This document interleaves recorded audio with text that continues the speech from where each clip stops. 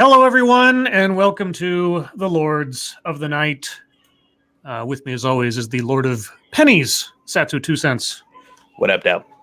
And I'm your host, Scribe, the Lord of Punishment. And in the background, you will hear the Lord of Pampers, Squeetus. So, what, Monkey? Did Monkey show up? He's not here, no.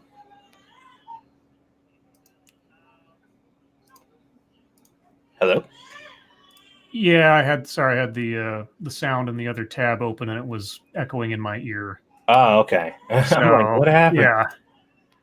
Yeah. Sorry, guys. This is kind of an impromptu setup tonight because Monkey is sick, and conceivably, he will not be joining us.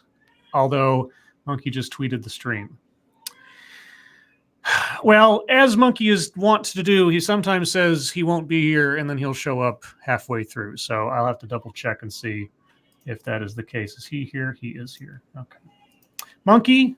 Yeah. Why for you confuse us? You should be in bed. And I'm not even being like facetious or joking around buddy stuff. You honestly should not be here. You should be resting.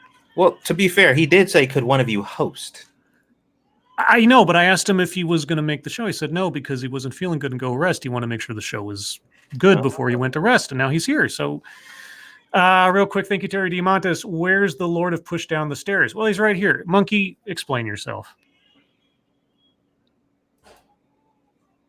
Or has he left again? I hope he's gone to bed. I don't know. Gone to sleep or something. Okay. Well, I'm not that I'm usually joking about these things anyway, but all joking aside, if he's here and he's listening, please go to bed. Please rest. Lay down. I don't get me wrong. I appreciate Monkey's work ethic more than I can articulate, as I think I just proved. But there's a line where it's just like, dude. Thank you, Dark Shade. With Monkey being in pain constantly and Satsu having money, I have to wonder what Scribe is doing to keep his title. How about not in the like sort of like I've got a cat of nine tails and I'm whipping my own back or something, but how about just self-punishment after a fashion, at least on the abstract mental sense.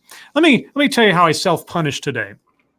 So today I was planning, as I think I mentioned, to hang out with my sister and go to breakfast and do some very early, if not Christmas shopping, then sort of Christmas looking around for ideas kind of thing. So I wake up and I've got a little bit of a headache, not like, debilitating, but a little bit of a headache. And it's right in that spot where all my migraines are. Whenever I get a migraine, there's one spot right up on the right side of my noggin that gets sore. So I'm kind of sore. I got a little bit of headache. I'm like, maybe I just haven't had anything to eat yet. I need to get some blood sugar in me, all that kind of thing. So I get myself all, gussied up and dressed and everything ready to go. My sister shows up. I hop in the car, and within 10 feet of the car start moving, I get motion sickness. I mean, I'm nauseous. I didn't like barf or anything, but I got nauseous. And I was like, oh, my appetite was suddenly gone, and I felt awful. We get to the restaurant, get the breakfast, have a little bit of food, still not feeling good. I'm like, oh, my God. And my sister, who is unfortunately much more prolific with the migraines than I am, because it runs in my family, she says, so you've got a little bit of pain in your head and you're feeling like, what, dizzy, nauseous, everything? I'm like, yeah. She says, yeah, you've got a different kind of migraine today. I'm like, I never get these kind of migraines. And she's like, well, maybe you're having sympathy pains because I kind of have one now too, but I'm used to it. And I'm like, oh, God. So we kind of go through our plans for the day, but the entire time I feel like absolute walking death. I just felt awful. It wasn't something like, I was in pain per se, or that I couldn't move. I wasn't sensitive to light. It wasn't one of those kind of migraines. I just felt all around just yuck. And so we cut the morning short because I just wasn't in shape to move around or do anything or really enjoy myself. So, and then I come home, lay down for like an hour, drink some water. Finally, the headache starts to pass and I feel a little bit better, but I'm woozy and sore. That's kind of been where I've been at most of the day until just maybe the last couple hours or so. I got past the point where it was really yucky. So in that way, my body punishes me without my consent, which is, I'm sure, a crime somewhere, but I don't think I can indict my own brain. I think all Monkey's trying to get back in. You have to click him in. Oh, do I? Okay, Yeah. sorry. I can't. I've got so many different tabs open. I got to click on one thing to do the other thing. I did good. I didn't interrupt you. He said that I like 5 appreciate minutes that. ago, I so. appreciate that. All right, Monkey, what's your report? How are you? Oh, I hurt like fuck, man. Okay, again, I will reiterate. Should you be in bed? Well, not should you be. You should be in bed right now. Why aren't you? Well, I've been in bed for like the last 5 hours and I slept about 30 minutes of it. If I'm going to be in pain and not sleeping, I might as well have some fun with you guys, right? I just can't be in control of it, man. I can't concentrate that much. So I appreciate you stepping up and doing this. I really do. Well, it's literally no problem. I'm just concerned for you, but I will move on like the enabler I am and just say nothing more.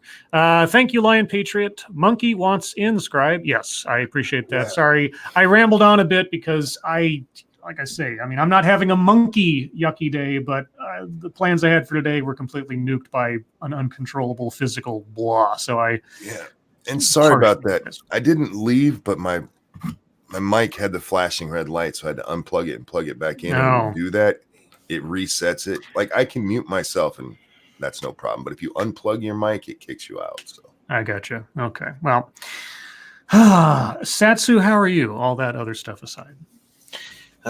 Pretty good. I had a busy day. My entire computer got transferred into another case today, which was fun. And that was we got it done, but it was a bit of a clusterfuck. And this new case is much bigger, has much more ventilation. There's like 4 fans in here now. And looking at the readings on the computer for my temperature or whatever, it is much better regulated. So I need to all I need to do is get a this adapter for the fan so I can get the rest of the fans working, because the motherboard doesn't have enough slots for all the fans to work. And we'll be good. So yay. Cool. Well then, all that aside, Monkey Dick, Jim Jones, movies, video games, hit that like button if you have not already, and obviously several of you haven't. I mean, if for no other reason, do it for Monkey.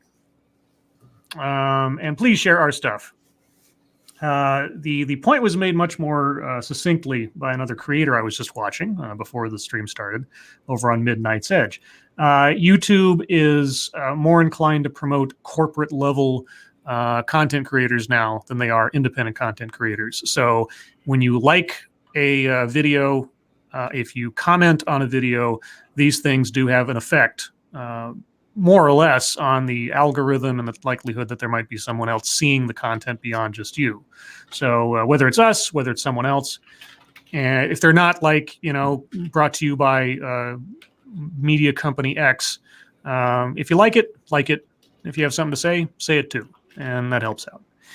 Thank you, Dark Shade. But isn't punishment the infliction or imposition of a penalty as retribution for an offense? So without a clear offense, Dark Shade, I read CNN every night. If my brain isn't unhappy with me on a constant basis, I don't know why it wouldn't be. Speaking of which, you guys want to talk about the schnooze? Let's do it. sure. All right. Well, now this is I'm using StreamYards tonight rather than OBS because it's quicker that way, and I didn't have anything prepared for themes. And this way, for the first time, as far as I can recall, at least on this show, I can actually share the news stories I'm reading as I read them. So conceivably, depending on your resolution, you could follow along, I guess. We'll see how this works out. So, if you hadn't been looking at the screen already, Fox News staffers worry Shepard Smith's departure will further push out facts. Not a lot of faith over in Fox News for journalism, and I don't blame them. As soon as Shep Smith signed off Fox News on Friday, he rode down a freight elevator to the underground garage where a car and driver were raiding. Okay. I hope my brain's back in all where it should be, because, man, we're waiting. His departure was emotional enough as is. He didn't want a tearful goodbye in his studio or the newsroom. He knew his colleagues would have questions and concerns. The big question, what will Fox News operation look like without him? Among rank and file staffers and even some of the network's anchors, and there should be a space there after the comma. See, now you can see the errors that I see. and I'm not making them up. There is deep concern that the news side of Fox will be further squeezed by the opinion shows that President Trump and his supporters prefer. Time out. Yes. This is written by Stelter, right? This is written by Brian, the resident goblin at CNN, Brian Stelter. All right. Just making sure. Yeah, and what's his title again? Just CNN Business. I know he has a title elsewise, but Smith anchored one of the few newscasts on Fox that provided a no-nonsense reality check about the Trump administration and other big news stories. Smith felt that he had to counteract misleading information that was flowing out of Fox's pro-Trump talk shows. For that reason and many others, he was a role model for journalists at the network, and that's why the loss is heartbreaking, in the words of one of a dozen sources who spoke for this story on condition of anonymity. I wonder if CNN has anybody like that. Oh wait, no, they don't. No, they don't. God, is there a? I bet the people at CNN would say Anderson Cooper. Oh yeah. He's the one that had that crazy bitch that accused Trump of raping her back in the 80s. Right. Yeah. I mean, like I say, I'm sure the people at CNN would say Anderson Cooper. Whether that's a fair estimation, I don't know. Quote, his departure comes at a tough time for this country, one of the staffers said. We're going into an election that promises to be the most chaotic one we've ever seen. That's what they say about most of them. The president himself is on the verge of being impeached. We're heading into some uncharted territory here, and without Shep to help rein in the chaos, I fear things are going to get much, much worse. Not everyone at Fox feels that way, though. Far from it. Smith has his detractors inside the building, mostly on the opinion side, and tensions reaching a breaking point last month. Smith went to Fox News management and asked to be let out of his 15-minute... Okay, we talked about this last night. Yeah, I mean, now, truth be told, I haven't watched Fox News with any regularity since like 1997 or something. So I hear that Shep Smith was a counterpoint to most of the Fox broadcasting, and I can believe it from the bits and pieces that I've seen. He built up a reputation and had enough clout over there to be able to pretty much say whatever he wanted without, Fox kicking him out, given the audience he reined in. I don't know if he is the bastion of sort of Edward R. Murrow-esque journalism that people are saying he is, but in comparison to Fox regular, probably. Does Fox News fall apart because Shep Smith is gone? No. I'm curious to know who will take his place, if anybody does, and if they have any credibility in that regard. Well, anybody can do what Shep does. There is a difference between Fox Opinion and Fox News, and it is funny to see somebody like Stetler finally suggesting that Fox News, not Fox Opinion, may actually have some validity. Mm-hmm. Because no matter what, I'm not a huge Shep fan. I don't hate Shep Smith. And from what I like you said, I haven't watched Fox in years. I've watched it since you have. I think I probably stopped in the mid 2000s. Mm-hmm. But yeah, Shep was the straight news guy, and you can get anybody to do straight news. Well, depending on who the writers are and how they decide to help edit the stuff, yeah. Fox News. I think the only regular news show I watched through the early 2000s or so was, and I'm not ashamed to say it because at the time I didn't mind it so much, was Rachel Maddow. She was actually entertaining. She took on some stories that weren't, always big news, but became news. And she wrote this book called Drift that had to do with mission creep in the military industrial complex and everything. That was really interesting, whether you agree with all the points in it or not. It's just that I noticed, and I stopped watching Rachel Maddow as soon as she started going way into the tank for Obama and calling out Republicans all the time, but just giving Obama a pass on things that were obviously issues that should have been discussed. And as soon as I saw, and I know it probably took place a lot earlier than when I first noticed it, but it's one of those sort of like frog in a boiling pan of water things. As soon as it became like, okay, you're not being objective anymore. You're not even pretending to be objective. So I was pretty much done with her at that point. So maybe Shep Smith was the opposite, because I'm pretty sure he must have been in the tank at one point for Fox and then sort of drifted away from it. I don't know. Well, but it depends on what you mean by in the tank. It seems like the problem lately, though, is he's actively getting in fights with other Fox News, Fox opinion personalities. Rumor has it the last one was between him and Tucker. I don't know what that's about. I can't comment on it, but that's what's been reported. And when you have your stars fighting with each other, that's not going to be good for the network. But even with that, the network didn't push him out. He went to them. Yep. So there's a birthday in the chat, by the way. Uh-oh. Whose birthday is it? Oh, God. Pyrus Creed. Pyrus Creed? Pyrus, I am so sorry. You are not getting my best tonight, my friend. Pyrus, I forget if Pyrus is male or female, but Pyrus, if you're a male by any chance, do you have any children? Because if so, you could be Pop Pyrus. You did not. I did indeed. Now I heard more. See, there's his punishment stuff you were asking about. Pun. You see, my title is itself a pun. Aha. Pyrus, around here we do this kind of thing, and this one is for you. And a 1 and a 2. Happy birthday to you. Happy birthday. Happy birthday to you. I would have said it sooner, but I didn't want to interrupt Scribe. Happy birthday, dear Pyrus Creed. dear Pyrus. You won't like Scribe when he's angry. Happy birthday to you.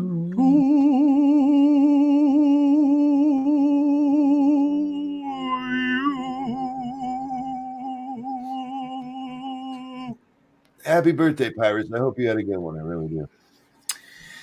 Motto Winter, boo, go to your coroner, Scribe. Jesus, that's dark. Wasn't that bad of a joke? Now Motto Winter wants me dead. All right. Well, anyway, that's enough Shep Smith. How about some Rudy Giuliani? Sure. Roger Reynolds, that wasn't bad for once. Oh, great. Thanks, guys. Doing wonders for my self-esteem. Oh, this one needs 2 authors. Veronica Straquilursi. I'm probably screwing out that. Michael Warren. Don't know who they are.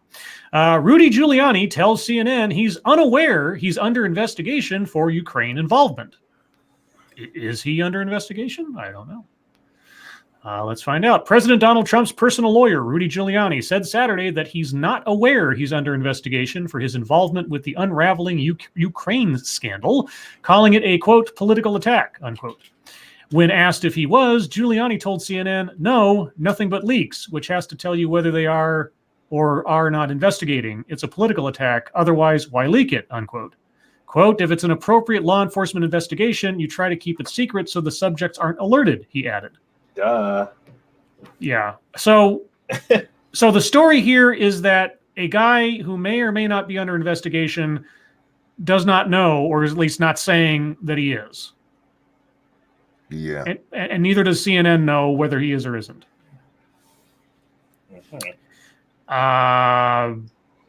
And now we're going to go into what Trump said. Earlier Saturday, the president defended Giuliani a day after Trump tried distancing himself from his lawyer in the wake of a report that Giuliani is the target of federal investigators. The New York Times reported Friday that federal investigators in Manhattan are looking into whether Giuliani violated foreign lobbying laws in his dealings with Ukraine.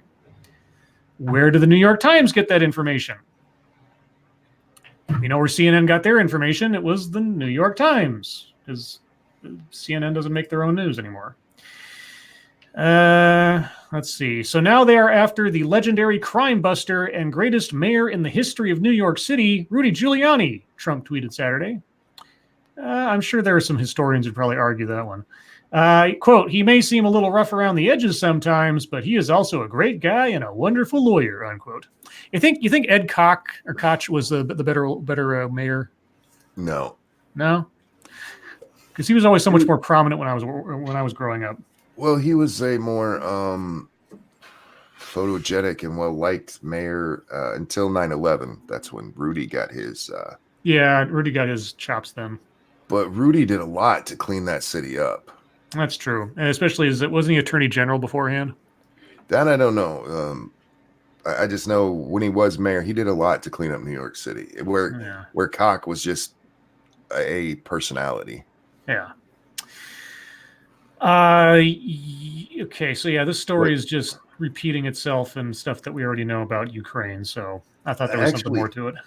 I had a thought about Giuliani earlier. One, Giuliani, Trump, he's not a good lawyer. He needs to shut his mouth. Yeah. He goes on way too many talk shows and says things that are like, what did Giuliani just say? Yeah, did you violate attorney-client privilege just then? And he's got his hands in a few pots that I don't know if he should as the personal attorney of the. I don't know why the personal attorney of the lawyer of the president needs to be involved to talking with Ukraine. Yeah. But still, I had this thought, like, Trump could probably dump almost all of this onto Rudy and walk away kind of unscathed. I don't know. I see. Well, there was I forget where it was. I think it was the TV show, old British TV show called Yes Minister. And there was a line in there where, in order to stab someone in the back, you must first get behind them. Mm-hmm. And so I don't know if that's what Trump is doing here. Like, oh yeah, Rudy's great, and da da da da. And so as soon as something goes wrong, he's like, I can't believe I was betrayed. Well, there's a story, I don't know if you have it, but about the former ambassador to Ukraine. She was up testifying on the Hill yesterday, mm-hmm. and they talked about her opening statement. It was funny. It was a CNN article, but it sourced both the New York Times and the Washington Post. Yeah, I read it last night. Instead of just sourcing itself, but in the whole thing as it goes through there, everything is about Giuliani. None of it's about Trump, really.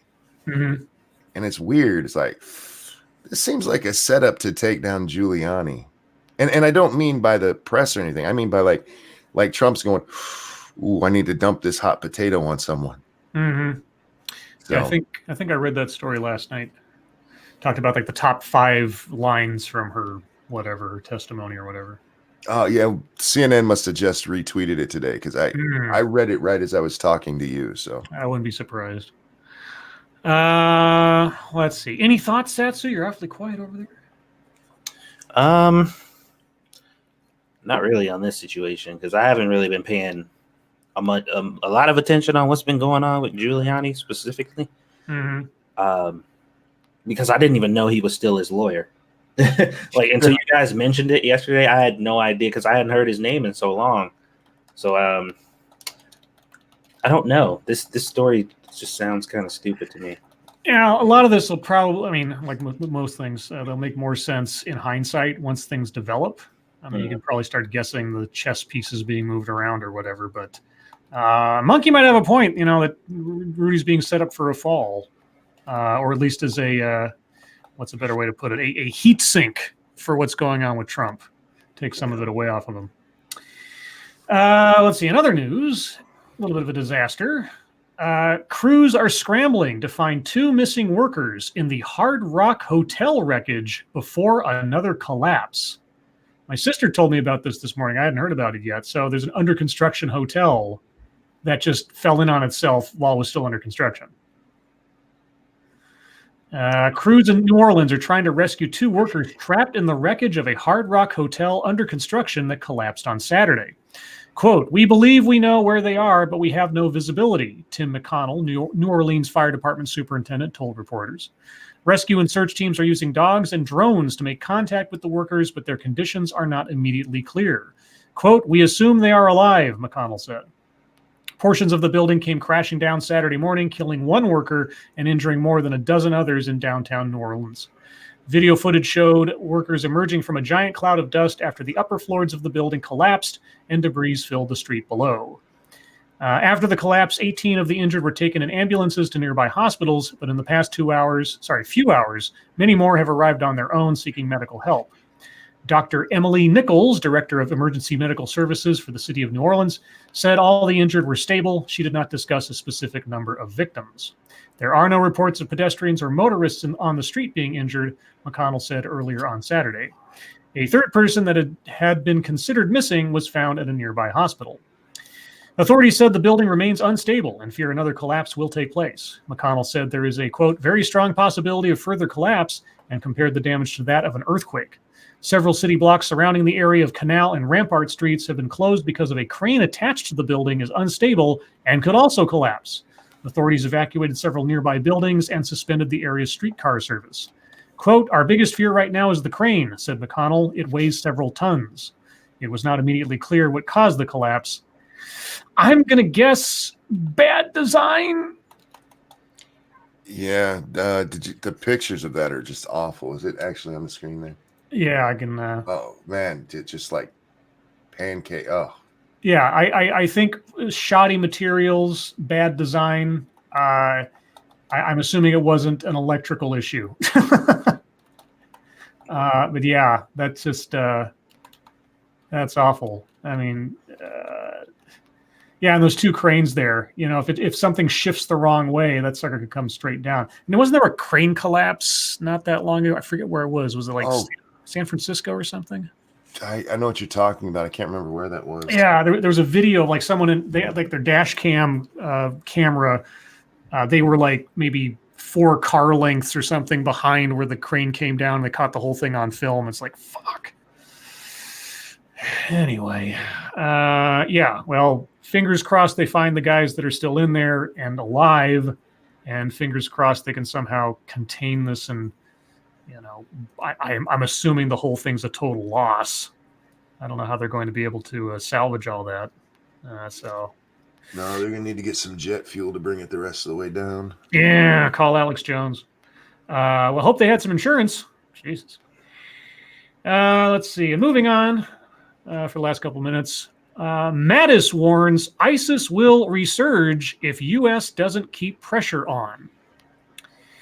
Okay. Former Secretary of Defense James Mattis warned ISIS will resurge if the U.S. does not keep the pressure on, days after the White House announced U.S. forces in northern Syria would pull back in advance of a planned Turkish military offensive. Okay, before we continue, this really is a damned if you do, damned if you don't situation. If you stay in there, you get caught up in a military action that you're not endorsing, you're not backing, who's going to be attacking some allies of yours and also risking your own forces in conceivably having to go up against another ally. If you pull your forces back, it's conceivable that ISIS will retake some kind of control over areas that had already been untaken from them. So what do? Get embroiled in a larger international incident and risk your own troops' lives over a fight that you're not even interested in taking part in? Or do you risk the enemy gaining ground again? It seems like a devil's bargain, but at least in this decision, our troops don't get put in harm's way, and we don't risk getting triggered into a World War III or something. I get his point, but if he says ISIS isn't defeated, but is it worth it getting in the middle of two allies? That's the real question here. I mean, and of course, Turkey's going after the Kurds specifically, who some of which, or some factions of which, are our allies and who we've also screwed over in the past as a country. So, yeah, I don't know. I mean, let's see. In December, Mattis was livid after reading reports about U.S. local allies in Syria being targeted by Turkey following the withdrawal of U.S. troops from Syria, 2 defense officials told CNN at the time. The officials said what set him off was a report that the Turkish Minister of Defense threatened to kill the U.S.-backed Kurdish allies and put them, quote, in ditches, unquote, once the U.S. pulled out. Mattis told NBC in the clip released Saturday that the current situation is one of disarray. He said, quote, obviously the Kurds are adapting to the Turkish attacks, and we'll have to see if they're able to maintain the fight against ISIS. It's going to have an impact. The question is, how much? Mattis hypothesized that even if the U.S. declares war declares war over and troops are pulled out, ISIS could rebuild. unquote, unquote. Oh boy, I'm going all over the place today. Quote, we may want a war over. We may even declare it over. You can pull your troops out, as President Obama learned the hard way out of Iraq, but the enemy gets a vote, we say in the military, he said. Again, damned if you do, damned if you don't. Have a perpetual quagmire off in some far distant land where, our only interest is oil or maintaining some kind of diplomatic hold in the region, or getting out of a situation that's only going to cost us more blood and treasure, as they say, without a whole lot of gain in return. So I don't know. I don't know. I don't know that anybody knows what the right or correct or efficient answer is. Yeah, I'm not. I'm just not sure on this kind of thing. I really don't know enough about the region and stuff. But yeah, Turkey's a NATO ally. We're not going to go to war with them. Yeah. All right. Anything to say, Satsu? I just got back. My daughter was freaking the fuck out, so I had to go check on her real quick because Squishy was in the shower. Okay. Sorry about that. That's all right. Well, I guess we'll move on to MSS News, and I will attempt to bring these stories up in the correct window, because Chrome isn't my default browser, so I'll have to do a little bit of gymnastics with it. But either way, guys, if you have news stories you'd like us to read on the air, please send them to us via Twitter using the hashtag MSS News. Can't promise we'll get them all. That's only because, for some reason, just the fact that we're out of format on the day of broadcasting has thrown off my brain in trying to do the show. Because I guess I'm just stuck in like that. Okay, so now I got to do this trick. I got to take this, and I got to go back over here, and then I got to make a new tab, and then I go like this. A couple extra steps, not the end of the world. This one comes from Marvos. SpongeBob is a violent racist colonizer, says University of Washington professor. Next. I read this shit this morning. Oh my God. I am dang curious to know this argument. SpongeBob SquarePants, which celebrated its 20th anniversary on Friday, has millions of fans around the world. But one University of Washington professor is clearly not among them. For a recently published academic journal, the professor, Holly M. Barker, wrote an article, quote, unsettling SpongeBob and... Okay, my brain just broke there. Unsettling SpongeBob and the legacies of violence on Bikini Bottom, in which she offers a different take on the affable sea sponge. I really did just read those words out loud. Yeah. You know what that title sounds like to me? That sounds like some kind of tongue-in-cheek, satirical essay paper that a student would turn in. This doesn't sound like a serious thing. Is this supposed to be a serious thing this person is saying, or is she trying to troll people? She gets serious. Okay, let's see. By the way, white woman. Sorry, what? That's a white woman. No, I couldn't care less what she looks like. The thought itself is dumb enough. It's part of my common sense white women reform. Oh, I see. Quote, SpongeBob SquarePants and his friends play a role in normalizing the settler colonial takings of indigenous lands while erasing the ancestral Bikinian people from their non-fictional homeland, the article reads. Now, okay, and I'm not even being sort of like reverse facetious here. This has to be a joke. It's not. Barker calls SpongeBob's colonization of Bikini Bottom violent and racist, and also claims that the cartoon is guilty of the whitewashing of violent American military activities against natives of the Pacific. Barker's beliefs come from the idea that the show is set in a version of the real-life Bikini Atoll in the Marshall Islands.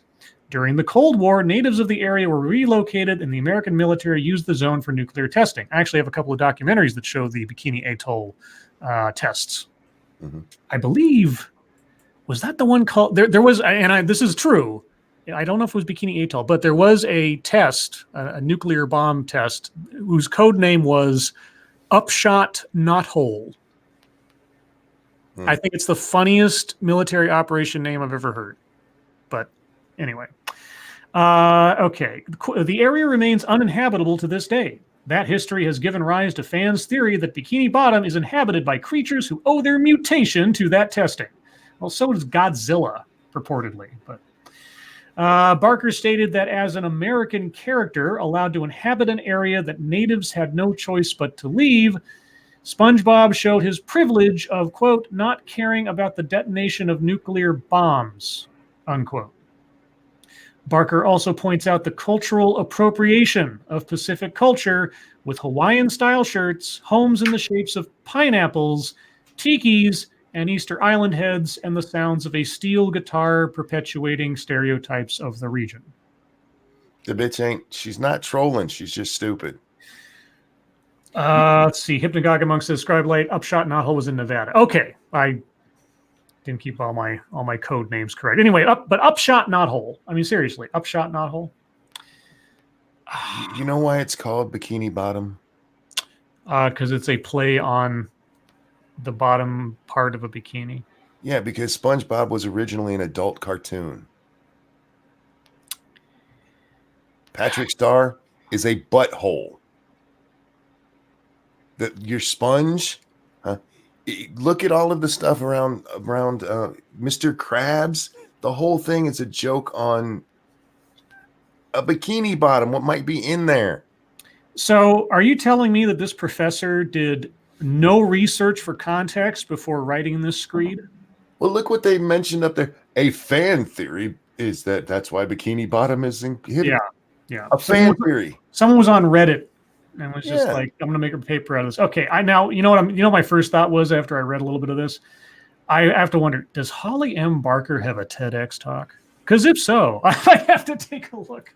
The entire thing was based on a perverted joke, and they cleaned it up as best they could for children. All right. Well, joke or not, we're going to... Common sense, white woman reform. All right. Let's see. This one comes from Frosted Glass. Okay. The uproar over AOC's hair is a reminder that women can't win under the patriarchy. I hadn't heard that her hair was in an uproar. Oh, yeah. We're back to the pink tax. Oh, did she pay too much for a hairstyle? Women simply can't play by the patriarchy's rules, which is why we need to stop and lean all the way out. Well, fine by me. I can look down your shirt easier. Oh, whoops. Sorry. That was the patriarchy talking. Area woman has haircut. I regret to inform you that Alexandria Ocasio-Cortez derangement syndrome has struck again. The condition, characterized by an unhealthy obsession with the New York Congresswoman and an inability to stop foaming at the mouth, claimed reporters at the Washington Times this week. On Wednesday, the conservative outlet published an exclusive story headlined, quote, self-declared socialist AOC splurges on high-dollar hairdo, unquote. In actual fact, as the internet swiftly pointed out, Ocasio-Cortez's $80 cut and $180 coloring were not actually that high dollar. Women's haircuts are incredibly expensive. Being a woman is incredibly expensive. Don't know if you've heard of this little thing called the pink tax. There it is. Hey, you know what? An $80 haircut and a $180 coloring are a choice. You know how many times I could get my hair cut for $260? Yeah, I mean, I could go into a stylist place and I could say, I want your most expensive haircut and I want your most expensive coloring. And then I guess I would be a victim of the pink tax because I chose to have those things done. I mean, she signed the check. She told them what she wanted. She knew how much she was going to spend. She could have chosen not to. Her vanity is her problem, not the price of the stuff she's going after. The hilarious part about this is the fact that like they're bringing up the pink tax and they're talking about how expensive female haircuts is. If women weren't dumb enough to pay for it, then it wouldn't exist.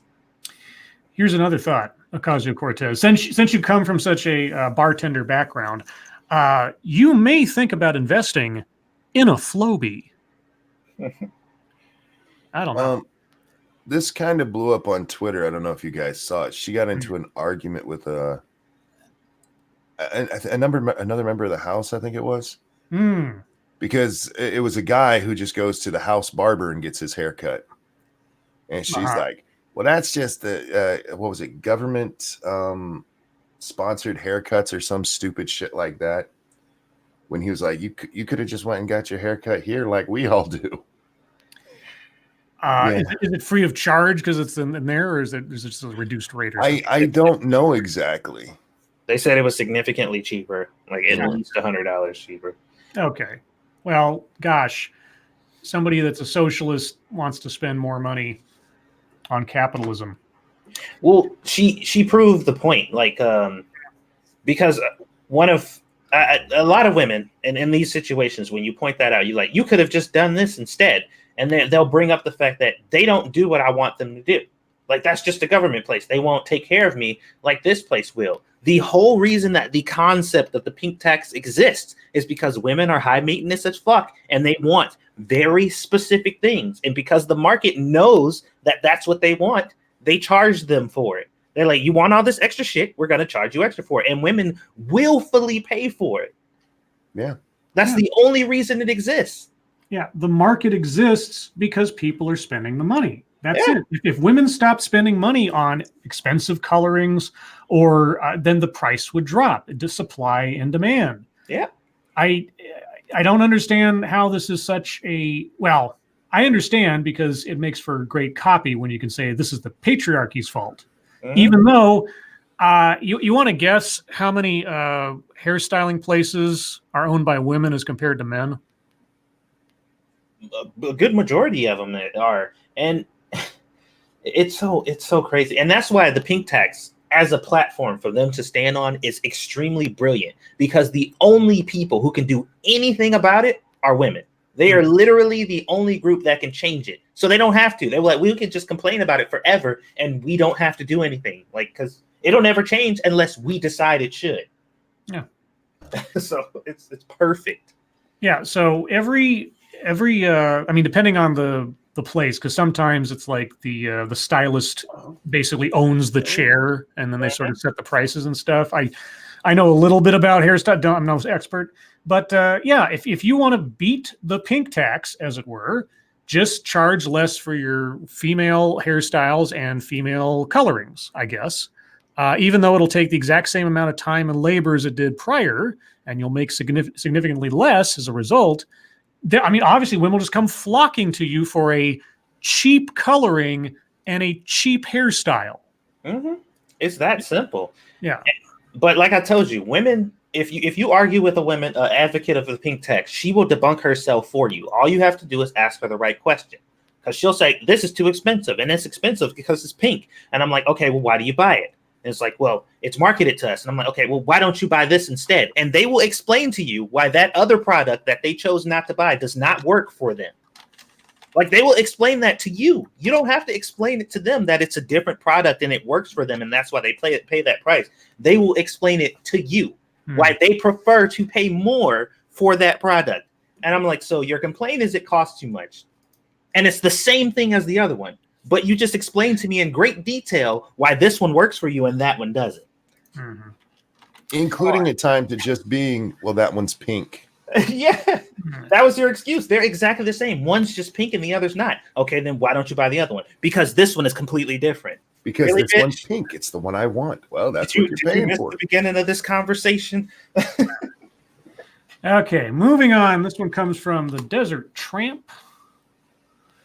Debate continues over safe injection sites that let addicts inject with help nearby. Safe injection sites proposed in the U.S. Okay. Oh, I think we talked about something like this before. Probably did.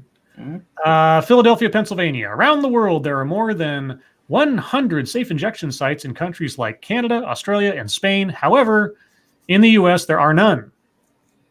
There are none? I thought there were, like, pilot programs in places. Maybe I'm missing something. Quote, in 2017, 1,217 Philadelphians died of overdoses. Last year, about 1,150, said Philadelphia's former mayor and the state's former governor, Ed Rendell. Rendell has been leading a fighting. All right, leading a fighting for Philadelphia to open the first safe injection site in the country. He joined the organization Safe House in this effort shortly after his best friend's son overdosed on heroin. Quote, when John Decker died, it became personal, added Rendell. Decker wasn't my son, but I knew him since he was a 2-year-old boy. Safe injection sites provide a place for users to inject drugs under medical supervision. The proposal has landed Rendell and supporters of the plan against the federal government. Okay. The Department of Justice sued Safe House last year to block the site, but then earlier this month, this call happened. What? But then earlier this month, this call happened. What call? Did I miss something? Okay. Quote, it's kind of a nuisance. He said it's not unlawful activity, said a board member of Safe House who was on a speaker. Oh, okay. This call. You have some very confusing writing here. Tell you what, who was on a speakerphone in Rendell's office. The call described a judge's decision minutes earlier. The federal judge denied the Trump administration's motion to block Safe House from opening a safe injection site under the federal crack house statute. Quote, it is clearly a victory, said Rendell during the call. A victory against the DOJ for now, but Rendell and Safe House still have to win over the public. There's a lot of there's a lot the criticism. Okay, first off, you shouldn't use a contraction there when you're writing formally. And I know it's too much to ask in journalism these days to ask that you try writing as formally as possible. But there's a lot the criticism.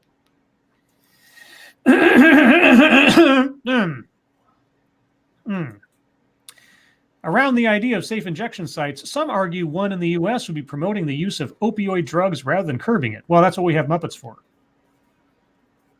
Oh, too soon. Also, that should be a period here at the end of that sentence and not a comma, because that I don't know. I'm done reading this article. I don't know what to tell you. It's like, okay, all right. So safe injection sites, good idea, bad idea? I think it can be helpful, but there'll be humans in charge of it. So I don't know. Well, I guess the big issue is, does it encourage drug use and essentially legalize drug use and thus encourage drug trafficking and such? If you give places where it's safe to shoot up, etc. Well, I don't think drug use needs to necessarily be encouraged. First off, I think it encourages safe drug use, but they're going to do it regardless. So I feel like this is one of those situations where, like, yeah, I guess it could be helpful. Granted, none of the people who are running it or in charge of it or looking over the people who are using it are doing any shady, fucked up shit, which, you know, come on. So I don't know. Maybe it could work. Who knows? Monkey. I've often mentioned that I'm for legalizing all drugs, but like the harder drugs, we'd have to have something like this for. Mm-hmm. My only concern there would be like your property values and stuff in that neighborhood. Right. Wherever you put that up, man, junkies are gonna come. What would be funny though is I think it'd be like the most diverse place ever. It'd be like fucking rich people coming from the suburbs and shit, fucking the crackhead from down the street, like yep. everybody coming up. I don't know. It seems weird because I'm assuming some of this, you're basically subsidizing people's medical expenses for making sure they don't OD. Mm-hmm. And I see why people would be opposed to that, but these people are going to use the drugs anyway. And would you rather them die? All right. This one comes from Massive Dynamics. I think I have to disable ads on this because Forbes is a jerk. Yeah. Okay. Hold on. Let's see if I can do this. Okay. This popular solo female travel vlogger thinks Pakistan could be the world's #1 tourism destination. Why?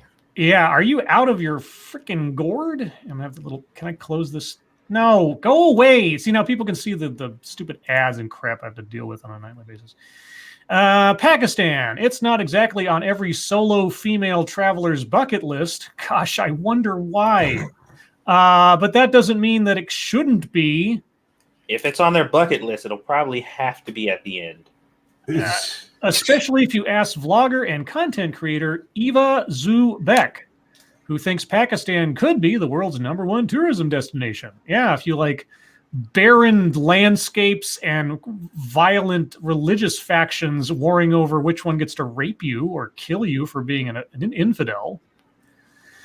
And she doesn't say this lightly. Having visited 60 countries and with more than 38.1, Jesus, good job, Scribe. 381,000 followers on Instagram, 421,000 followers on Facebook, and 324,000 YouTube channel subscribers, argumentum ad populum makes most sense in the world. Oh, wait, that wasn't the story. That was my brain. As a result of the incredible travel content she creates, from videos exploring forgotten islands in Yemen to exploring Aleppo, Syria alone, she knows a thing or two about the world's most under-the-radar destinations. And also putting her life on the line every time she does I mean, that's right up there with that couple that tried to use a phone book as a shield against a bullet. Okay, but it wasn't just her fearlessness and sense of and lack of self-preservation that caught my eye, but it was her content on Pakistan that really pulled me in. Because she didn't just visit for a week or two, she lived there for an extended period of time. 10 months, to be exact, taking her time to really dig into what Pakistani culture and its people are truly like, creating videos and telling stories on her experiences there that are unlike anything else I've seen out there. She headed straight. You mean headed? Yeah, she did. She had, or are you talking about a completely different action that is undertaken by people at times? She head straight into Taliban territory to live with a local family. She trekked. So what? I was saying goodnight to Lady Monkey. Oh, hi, Lady Monkey. She trekked to the base camp of the world's second tallest mountain. She traveled to the world's highest paved international border crossing. She met with female carpenters to hear their stories. She took on Karachi alone, and she's appeared on Pakistani TV. Is she like the female version of Survivor Man? Being like airdropped into this dangerous landscape and left alone for a week? Okay, and this goes on for quite a while. You can go solo into Pakistan and wander around amongst the locals and stuff. It's probably not advisable that you do so. That's all I'm saying. No, this is the kind of shit. I saw a story today. Some dude free climbed up some giant mountain and did it in record time. And I had the same thought there that I have here. You know, yes, that is really impressive until they die. Right. You know what I mean? It's like, oh, she enjoyed going. I mean, she went into the Taliban territory. Oh, but she went in once and got raped and murdered. He climbed up that mountain. Up, he slipped at the top that one time. You can get lucky. You know what I mean? Mm-hmm. That doesn't make Pakistan the greatest place to travel to. There's a lot better. Try Hawaii, guys. Just throwing that out there. We'll do one more here before we get on to YouTube time, because I've seen this all over the place on the intertubes today. So several people, I believe, have sent this to us or retweeted to us from Undoomed. But if... Oh, God. Sure, yes. Whatever. So if you guys remember, this was many, many moons ago, but there was a woman who was having a romantic relationship with a train station. Yeah. I think this lady, so we got trains, planes. Do we have some autoerotism out there somewhere? The movie Crazy People. Yes. Woman in a 5-year relationship with Boeing 737-800 and it's physical. Michelle Kobke, 30, from Berlin, says the Boeing is, quote, very attractive, sexy, beautifully built, and elegant, and she has a pet name for it. Okay, I haven't read this yet. What do you think?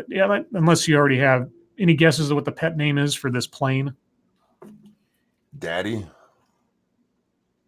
Satsu?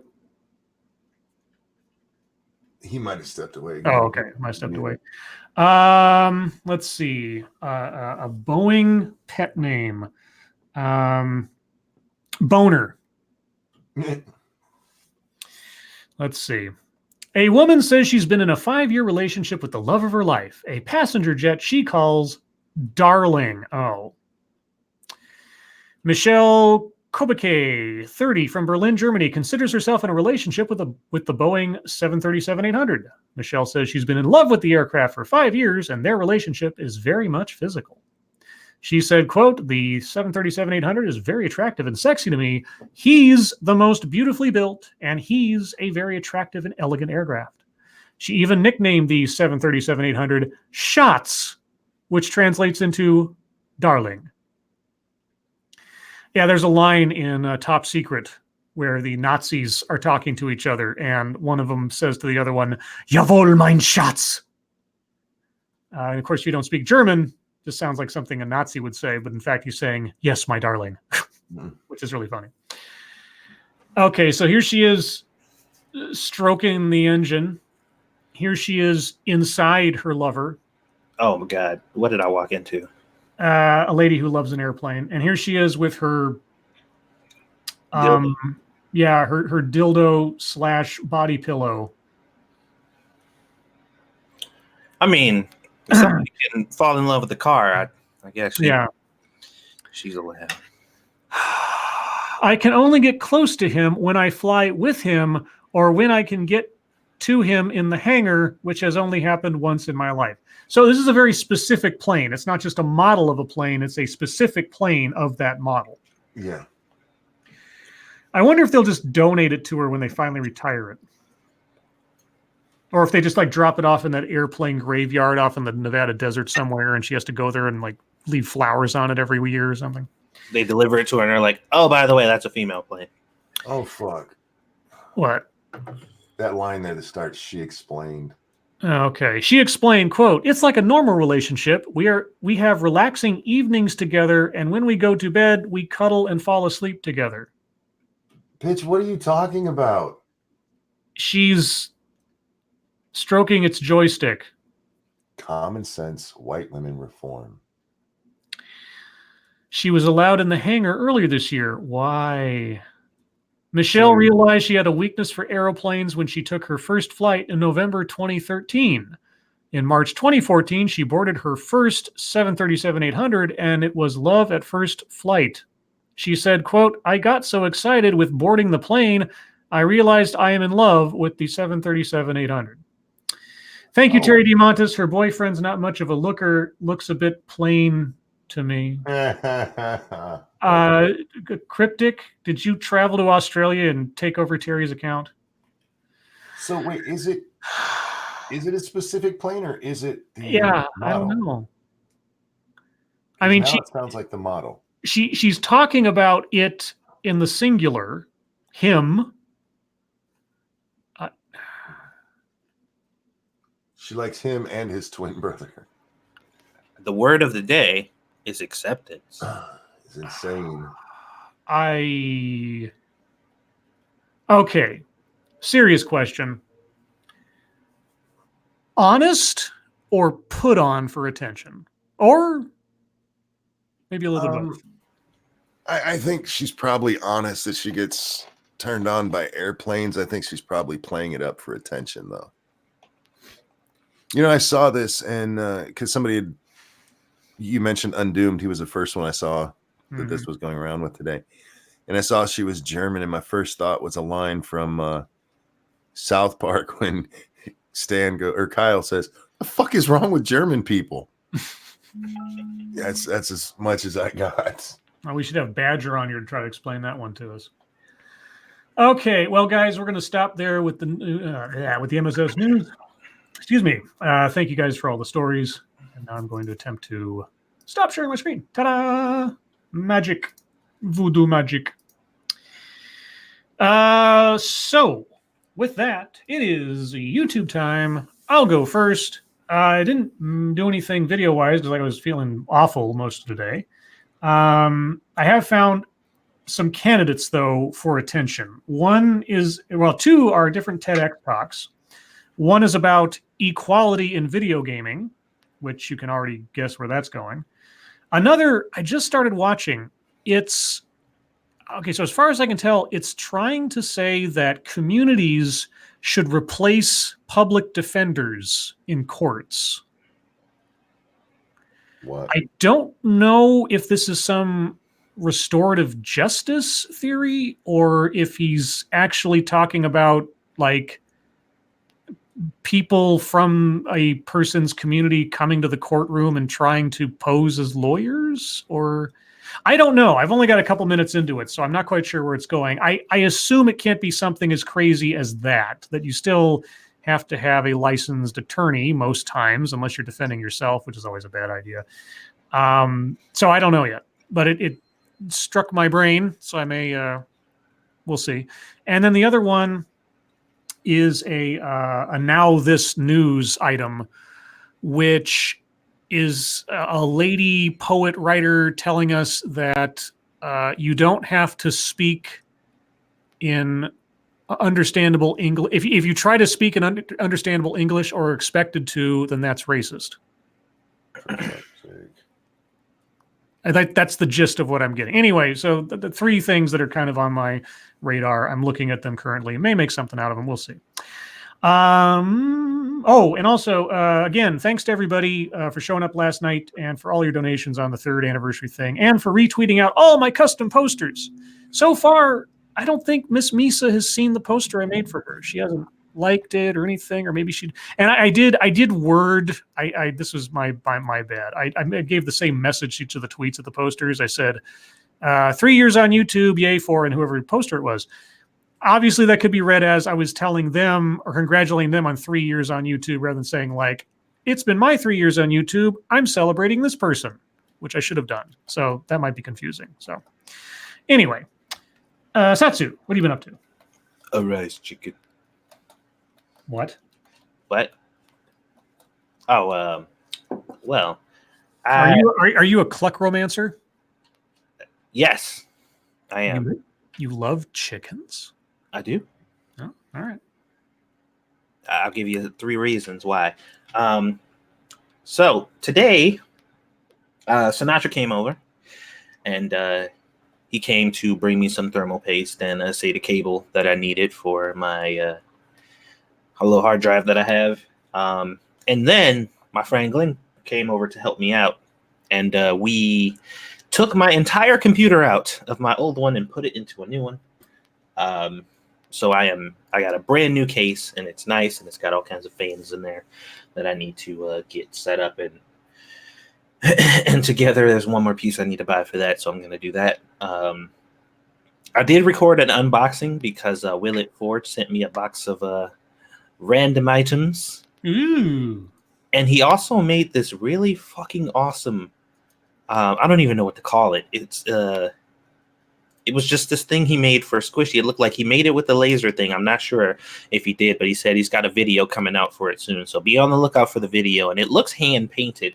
It is one of the most fucking thoughtful, like, it's, I don't know. I got a little emotional when I saw it because I was like, holy shit, dude, this is fucking awesome. I'll put it up on Twitter so you guys can see it. I didn't get a chance to take a picture of it, but man, I didn't expect it. You know, it just kind of, I opened up everything and all the snacks and stuff that he sent and the seasonings, and then I saw that envelope at the bottom, so I checked it out. I was like, holy fuck, dude, he put like serious, like somebody really put genuine effort into this, and it was nice. Will's a good guy. Yeah, I appreciate it. I know if you're here in the chat, you were fucking awesome, and thank you very much for that.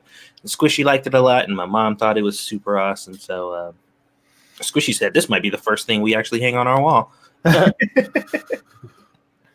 So yeah, that happened. Outside of that, I do got the computer set up and everything, and we will be streaming tonight, playing Code Vein. Unfortunately, though, what I promised yesterday won't be happening because I was supposed to do a whole bunch of leveling up and figuring out what classes I wanted to do to kind of min-max my character, and it didn't quite work out because I was doing that pretty much all day.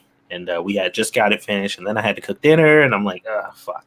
So we'll be back right where we left off yesterday playing Code Vein, but that's fine. It's cool. This boss was kicking our ass last night, Scribe. I mean, like beating the shit out of us. We have fought this boss at least 3 to 4 times, and every time it wasn't even close. He just we got him down to a quarter health once. No, we didn't. We got him Yeah, down half, and that's when he raged and fucked us the up. second fight, man. Second fight. Oh, you're right. You know what? I did almost. Yeah, you're right. You're right about that. But yeah, he still kicked our ass. Don't he get me still wrong. killed us. But He bitch slapped us for getting him that close. yeah. Oh, and he sent Sinatra the tiles. That I guess he had told him he was going to send. So Sinatra came and picked those up too. But yeah, man. That's all I've been up to today. So hopefully I'll be able to get some more stuff done. I won't have any overheating issues, and my GPU will be able to relax a little bit. So we'll see. Monkey. Oh, let's see. We finished the game stream last night, and as we were finishing, Bear jumped into chat. It's like, "Are we streaming?" Like, I guess we are. So did Monkey in the morning, which I was going to do anyway because I had lots of shit on my mind, and I may or may not have gone on a bit of a rant about dirty bitches at the end of that. Perhaps not my best work, but I enjoyed it. So if you want to hear dirty bitches rant, watch that one. And that was all. That's all I did. Okay. Well then, fuckatry time. Let's see. Do I have anything? I don't know that I had much because I was... I watched, while I was trying to recuperate from my migraine thing, I watched the Breaking Bad sort of sequel movie, El Camino. Oh, how was it? It was all right. I mean, obviously it's essentially an extended episode of Breaking Bad, or several pushed together, I guess. You could call it like a 0.50 or whatever, or 0.5 season as after fashion, like, season 5.5 or whatever it was. Mm-hmm. Or was it set? Did it go 7 seasons or 5? I forget. It went 5, didn't it? Yeah. 5. Yeah. 5 was broken into 2 halves. Right. That's what it was. Yeah. So anyway, if you've watched and are a fan of the series overall, there are a lot of callbacks. There's a lot of familiar sort of little rewards if you've been paying attention. They don't go out of their way to try to explain certain people or events or references to you. So if you've been watching and paying attention, it's rewarding in that way. There's a few cameos that weren't expected. I won't say what. But the only thing, and this isn't a spoiler so much, well, maybe it is a little bit, but I don't think it's that much of a surprising spoiler if it is. Throughout the entire thing, there was very little tension. Because if you've watched the Breaking Bad series, you know the personal, internal, external hell that Jesse Pinkman has been through. So in this follow-up to what happened after, there was never a notion in my head that worse than had already occurred was going to befall him. No matter what situation he found himself in or what circumstance happened during the course of the story, I was always like, they're not going to do, more to torture this guy, are they? And that kind of took a lot of the tension out of every scene because I kept expecting, like, okay, it's bad, but it's not going to be that bad. And, ultimately I was right because it's really unavoidable to know that. So that was the only problem I had with it, is that there was no sort of real suspense or sense of risk, I guess, except in a couple of places. So otherwise, it's a great little ending to a little epilogue to the series, and answers some questions that were left unanswered at the end of the series, which is nice. Other than that, speaking of which, an actor that was in that movie and who was also in the last season or so of Breaking Bad, Robert Forster, he died at the age of 78. He was in Jackie Brown. He's been an actor for, God, decades and decades. And I mean, Quentin Tarantino, like so many other actors, kind of resurrected his career with Jackie Brown, and he's been a whole bunch of stuff since then. But yeah, I guess El Camino, I suppose, was his last performance. And if you look at him in El Camino, you could believe it. He was looking. I mean, he was still Robert Forster, so he still looked like he'd kick everybody's ass in the room if he wanted to. But he was looking a little. So that sucks.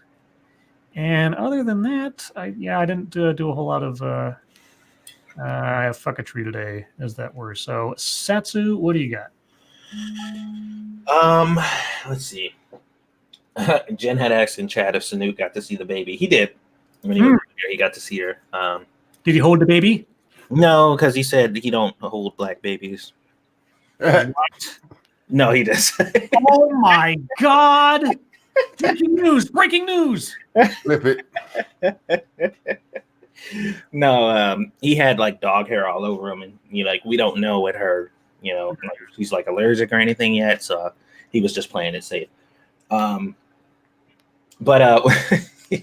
one of the posts that I put up today got a pretty decent amount of attention. I was just kind of fucking around, and I put up a post that said, "I think I speak for all insert demographic here when I say insert subjective personal opinion here. This isn't up for debate, so don't at me. And if you disagree, you are contributing to insert social issue here. So congratulations, you insert buzzword pejorative here." And for some reason, that got a whole bunch of attention. And there was a couple comments. Somebody said, "Is this a Mad Lib for liberals?" And I was like, it could be. Maybe you should send it to them and see what happens. And Sinatra liked it and shared it or whatever. And just, I don't know. There was no like plan behind it. It was just, I read a post of somebody saying like, this is an objective fact about this thing. And, if anybody has anything to say about it, you're contributing to yada yada. And I'm just like, I've seen these posts so many times and they have the exact same format. So I'm gonna just make it easy. They can just copy and paste this and just fill in the blanks. And for whatever reason, people seem to like it. So I'm just like, all right, cool. I did see a video over on Facebook about a dude who got killed holding up a dollar store. Yes. At gunpoint. Yeah, I saw that. That's some ridiculous logic there. Yeah, and basically his family was just like, it was wrong to shoot him, and you don't need to have a gun at work to defend yourself. And so, and she literally said, "So what? You're getting robbed. Okay, that's fine. Call the police or something. You didn't have to shoot my brother." Well, yeah, but the problem is, so a armed robber with a gun threatens the employees of this store, and one of the employees who has a gun on him shoots the armed robber, and now the family's saying that the employee should not have had the gun. Like, yeah, what? He should have shot him. Like, well, he was pointing a gun at people. No. The best part of that video is when the sister said, "Yeah, he has some responsibility, but not all." Yeah. Like, what? The situation wasn't his. Oh my God. Like, what? It happened because he pulled a gun on the guy. 100% his responsibility, his fault. And I'm just like, I shared it on Facebook with the caption, "Do I need to say anything about this?" Because I don't think I do. I had some snarky kind of comment thought up, but I'm just like, I mean, just click it. You'll see. Because that was quite ridiculous. Let's see. There was another post of some chick who was complaining. Oh, "Dear every man in America, I'm sitting at a bar by myself because I want to. Please be self-aware enough to know when we are simply not interested in carrying on the conversation. Sincerely, all women." So, needless to say, there was a shit ton of women in the comment section here, or in the feed, telling this bitch to shut the fuck up because she don't speak for them. And once again, she pretended like none of those people were real and just responded to men And about an hour and a half later, after she posted, she said, "Wow, look at all these angry men talking shit in here." And they say it's a formula now. They put up a post about a generalization. They get criticized by both men and women. They pretend that only men are criticizing them and literally skip every woman in the comment and address only the men. And then they put up some post later on like, "Oh, look at all these angry people. Look how bored they are." I'm like, bitch, you posted this. Like, you posted it. And to a certain degree, just to be fair, she did say, "Please be aware enough to know when we're not interested." So, like, if you're sitting at a bar and the chick's minding her business and she's not really answering your questions or making eye contact, or just she has this air of "don't fucking talk to me," then sure, leave her the fuck alone. But I'm just like, who the fuck do you think you are? Like, I'm speaking for all women. We all think this way, by the way. And I'm just like, no, your feed says otherwise, because a good majority of the people, the biggest dissenters in your feed are women. They're just like, shut the fuck up, bitch. Don't speak for me. So yeah, that was fun. And I said, I'm super glad I'm married because it's crazy out here, because basic human interaction is a mortal sin now, apparently. And a lot of women were sharing their stories of horrible incidents when a man spoke to them when they didn't want them to. And it was made my heart ache a little bit hearing some of those horrible stories about people speaking to you out of turn. It's terrible. And let me see, there was one other thing. Where the fuck is it? This person says, "Trap is a slur. Even if you're using it to self-identify, it is still a slur. You using it normalizes its usage of the slur, and said normalization will make it so that it'll be used against trans people. It has been historically used to oppress and demean trans people. It is a slur. Stop." It has been historically used. Do you know where that word came from?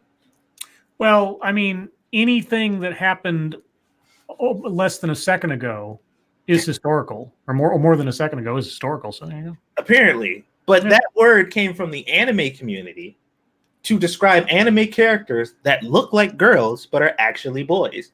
And it has been around for a really fucking long time.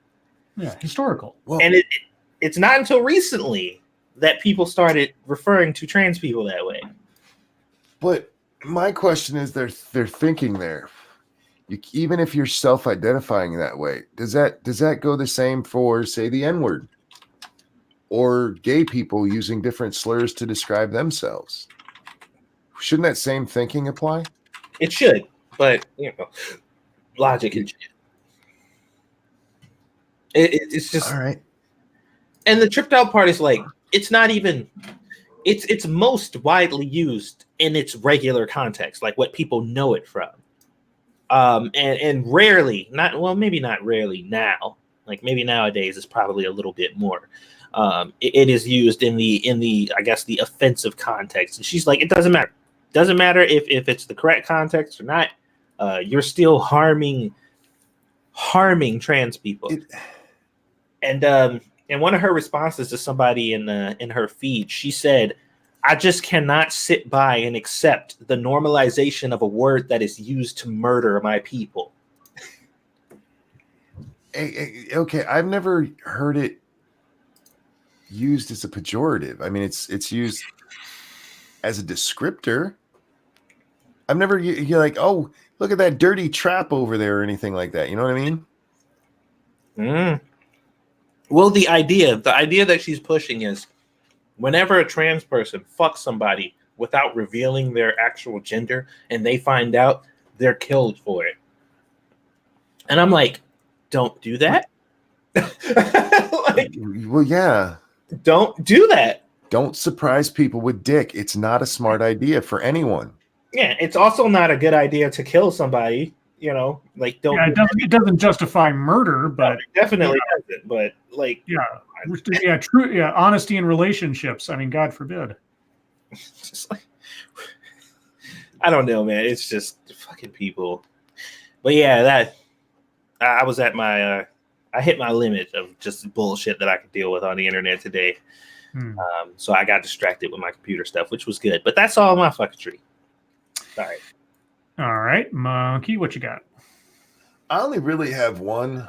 I think I responded to something else, but it goes back to the. Sorry, guys, we're going back to the pink tax for a minute because Keith Ellison, we'll discuss him in a second, tweeted out, haircuts for women cost more than those for men.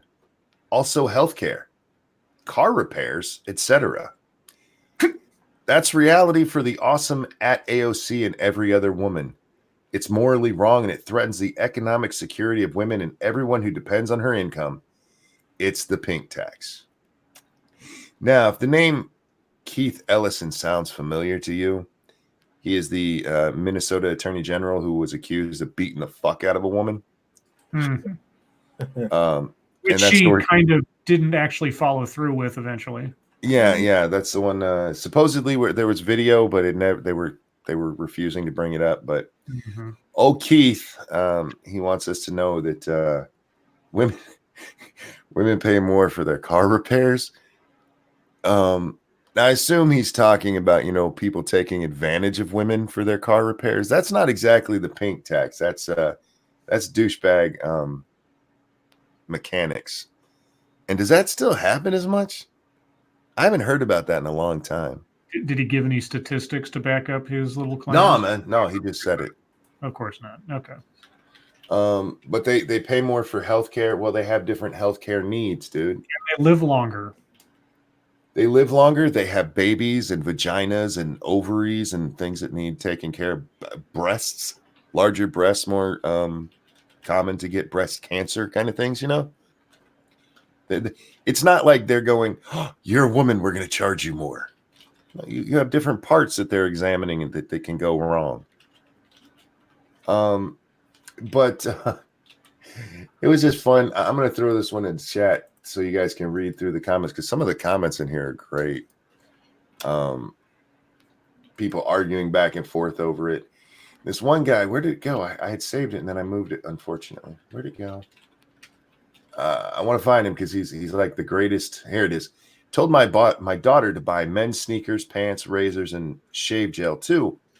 Also, whoever designed women pants should be shamed for their ridiculous, minuscule pockets. Anyway, if all women did things like that, then businesses participating in the pink tax would feel the pinch. He's not wrong. Mm-hmm. If your problem is that your stuff costs too much, buy the men's stuff. Real quick, thank you, Angry Illinoisian. Healthcare, my expenses vastly outnumber all three others put together in my house. Yeah, well, you need to get healthier is your problem. Indeed. No, statistically, women will pay more for healthcare just because they have more parts that can go wrong. Yeah, plus, and they live longer in order to have those parts maintained. Plus, childbirth's expensive. Mm-hmm. It doesn't cost us anything to ejaculate. It costs them quite a bit to get the baby out. Well, it costs us too to get the baby out, but no, man, it just costs the women's. Oh, okay. I don't know. I haven't had any kids, so I'm just guessing. But that was well. Did I save that other one? I know I commented on it. I can't remember if I haven't been very busy on here today, as you might have imagined. Mm-hmm. I had kind of a rough. Oh, this was the other one. This fucking bitch. Oh, did she take the tweet down? Oh, you cunt. Yeah, she did. So this woman put up a picture of a dog, a very emaciated looking dog that had a sign taped around it that said, if this dog can be vegan, so can you. What? Yeah. Are you feeding your dog vegetables? Yes. And there's a reason that this dog looked. I wish it was still up here. I didn't realize she would take it down, or I would have saved a picture. But it looks emaciated, man. It looks like a dog that's been underfed. I'm not surprised. What the fuck? But this dude, he responds to it. I think it's important to add that the dog is vegan by force, not by choice. Yeah, exactly. And some other asshole, or no, the bitch who posted it. Her name is Susanna Pierce. She says he eats the food willingly. It's the only food you're giving him. He's not making his own goddamn food, you silly bitch. Oh my god. But she's part of what's that group that glues themselves to buildings? Scientologists? No. Somebody in chat, you'll know it. Bear talks about them all the time, and they're growing in popularity. They're an environmental group. They're the ones that tried spraying that bank in London. Oh yeah, with the blood. Yeah. Oh no, that's so fucking hilarious. Extinction Rebellion. Thank you, Dangerous Spaces and Agnostic and wow, everybody. See, everybody else remembered it except me. Rebellion. Yeah, she's part of them. Okay. Yeah, but if this dog can be vegan, so can you. Like, yeah, you're starving that poor dog to death. Are they like an end of the world cult? Kind of. They're morons. I mean, they are environmental extremists who are just sad. Mm-hmm. They literally do. They glue themselves to things. Like they glued themselves to a bus one day. What? Yeah. They do all kinds of really stupid shit like that. The dog ate the food willingly because you gave it food, and so it ate food. Well, it also ate that food because it was probably starving. Yeah. Dogs are scavengers, man. They are supposed to have meat in their diet. They will eat other things, and there's certain ones who can only or absolutely have to have meat in their diet. Mm-hmm. But it isn't. It's the same with cats, man. They need to have meat in their diet, and if you're not giving it to them, you are abusing your animal. Ellen says the sad part is someone unglued them from the bus. Yeah, they should have fucking left them. Just drive around town with them fuckers glued to the side. Tow the bus and they're still there. No. But yeah, so this fucking nasty bitch. Don't starve your dog because you're a moron vegan. But if you want to be vegan, that's. Oh wait. Oh, somebody. Thank you. Scribbles, I'm gonna share my screen, which you're gonna have to share it. How do I do that now? Down at the bottom, there's another screen that you'll just have to click. Okay. There you go. Look at that dog. If I can be a vegan, so can you. Does that dog look healthy to you at all? Thank you, Cryptic. Dog is the other white meat in China. Oh no! Now I can't get their shekels because I insulted China. No! Please, Pooh Bear, don't disown me. So yeah, this is that dog. This is the one that it eats it when I give it to it. When you're that starved, that you'll eat whatever you can get. Fucking dirty bitch. Don't abuse your animals. You want to be vegan, be vegan. Leave your dog out of it. And thank you, Chance, for sharing that with me on Twitter so I could show that. Because that poor dog, man. Yeah. It looks like a stray that hasn't eaten in a month. That's all I have. I'm sorry. Why are you sorry? Because I forgot to say I'm done. Oh, okay. Well, you just did. Okay. Never mind. Anyway, guys, it's the bottom of the hour, so it's your time. If you have questions, comments, concerns, conspiracy theories, if there's an animal that you think should not be starved, I guess, put in the chat now. If you have questions for us directly, please put plenty of chat marks after those. If you have statements you'd like us to consider, please put plenty of statement marks after those. Let's see. Jack Gunsky is going to ask me something about his show, so I'm not going to read it.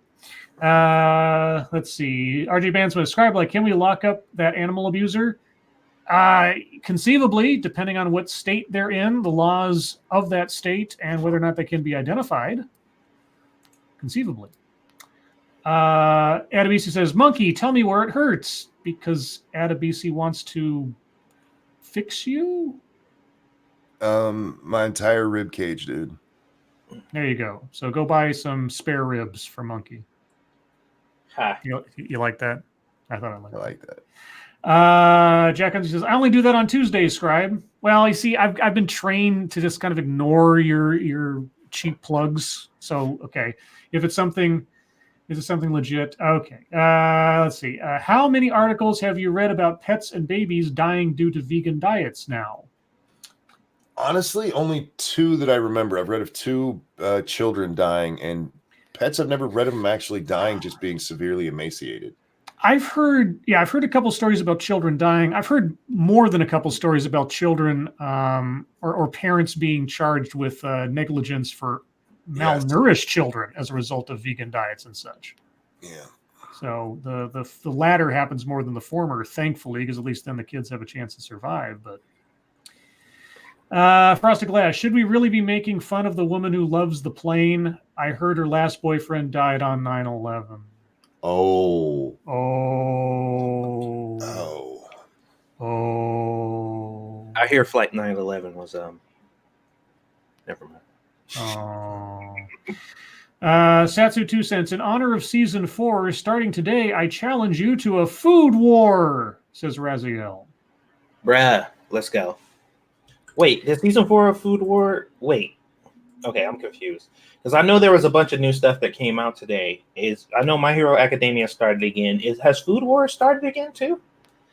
Because I've been slipping. I need to get on. An American Celt. Scribe Light. Is that airplane lover in the Mile High Club? Yes. Over and over and over again. Because she gets excited just walking into it. And by excited, you know what I mean. Which is bizarre. Mata Winter. Oh, Lords. Would you try shrimp gravy and mashed potatoes with fried catfish? Hell yeah. No. I would try it. Yeah. Hell yeah. I fuck that shit up. That sounds like a Cajun Nolans kind of thing. Dangerous Spaces. Lords of the Night. Women go to the doctor more as well. Men are notoriously bad about going to the doctor when they should. Yeah, I'm curious if there's like a not necessarily a hypochondriac propensity, more so for women than men, but more of a like over vigilance of their health in women than men, maybe. Angry Illinoisian, why is YouTube taking away likes again? Because they don't like us. I'm just going to say that. Whenever YouTube does something detrimental to a channel, it's because they don't like independent creators. That's just the long and the short of it. Given what they're doing to Sinatra, given what they're doing to the tailed feature, they just don't care about you if you're not a corporate entity. RJ Bandsman says, Scribe Light, is it called Cajun because you cook it in a cage? RJ, don't try stepping on Cryptic's territory. You're just going to lose. I'm just warning you now. It's probably not worth it. Let's see. Oh, okay. I wanted to, but wow, we got time between questions. Sure. Do you follow You Had One Job on Twitter? I don't follow it, but I've seen several retweets over the years. Sure. I follow, and they had a great one today. It's I'm gonna share it, Scribbles, because this is a visual one. You have to see it. Okay. Says, don't be silly, wrap your willy. Yeah, I saw this a while ago. Take one for free. Now, if you don't understand what's wrong with this picture, please don't have sex. They use thumbtacks to hang the condoms. Yeah. Not in the corner either. Like put it in the right smack dab in the middle. Like right in the middle. Somebody's trying to raise an army. Let's see. Mashisu, Lords of the Night, which do you prefer, horsecock or a cocky horse? Well, I am a fan of Mr. Ed. Oh, I have no opinion. If that answers your question, or if not. Let's see. Dangerous Spaces. Extinction Rebellion here in Australia, or Austria, I suppose, depending, have been clogging up traffic and stopping trains. So fight climate change, be keeping cars running, but not trains. Yes. And that is Australia. Yeah. No, I just know he's from Australia. Okay. Yeah, they've done some stupid shit. I mean, somebody was trying to explain to them today that very thing on Twitter. Not that they pay attention. I don't think they can read, but they when they're doing things like that, like blocking traffic, you're keeping cars there running longer than they would be if you get the fuck out of their way. Mhm. We got a birthday, but it's tomorrow. Whose birthday is it? It's Mother Nature 1054's birthday tomorrow. Well, Mother Nature, we're not on the air tomorrow, so we have to do this for you now. And this one is for you. And a 1 and a 2. Happy birthday to you. You want honeycomb? Happy birthday to you. I'm cuckoo for Cocoa Puffs. Happy birthday, dear Mother Nature. Follow your nose wherever it goes. Happy birthday to you. Mother Nature, I hope you have a wonderful birthday. I really do. Will It Forge says, Scribe Light, will you let chat know that the making of video on the baby name plaque is up and the link is at the Lords of the Night and Satsu Nation Discord? No, I will not do that, Will It Forge. You'll have to do it yourself. Meh, meh, meh. Let's see. Data Wasteland says, don't make Mother Nature angry. I hope we didn't. I mean, who's saying? Let's see. Motto Enter. Oh, Lords, why won't Monk get a Savannah cat? It is a house cat the size of a large dog. I would love to have one. They're expensive, though. I've never heard of it. He can ride it down the stairs. Yeah, I They're know. beautiful. I'd have a tiger if I could. What about a liger? No, I like the markings on tigers. Okay. So like a beautiful Bengal tiger, I'd love to have one. He'd love to have you too. I know. That's why I don't have a tiger. Let's see. They are pricey, says Vortex. Thank you, Cryptic. I got gas today for $1.39. Unfortunately, it was at Taco Bell. Nice. Wah, Well played. wah.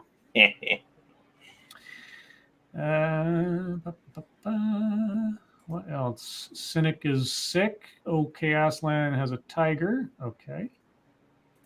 El Tigre. You DJ. Are you guys gaming tonight?